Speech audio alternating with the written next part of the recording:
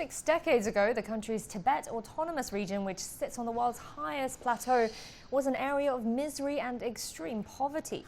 It was under serfdom until 1959, when it went through peaceful liberation. And since then, Tibet has seen incredible changes. People there have been assured of an even brighter future. CGTN Sun Ye has more.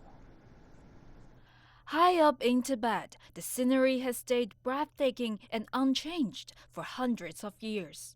But life on the plateau today is completely different from what it was 60 years ago.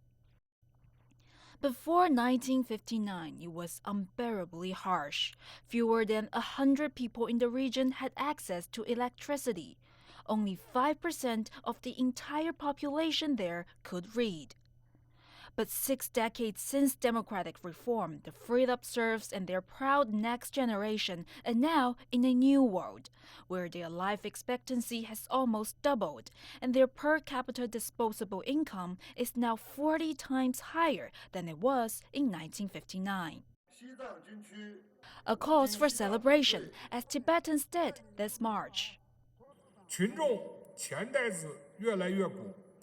People's incomes have been steadily increasing, with their lives getting better.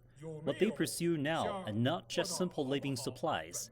Stuff like cars, laptops, high-definition TVs, and smartphones are not rarities anymore. More than 80% of impoverished people have gotten out of poverty.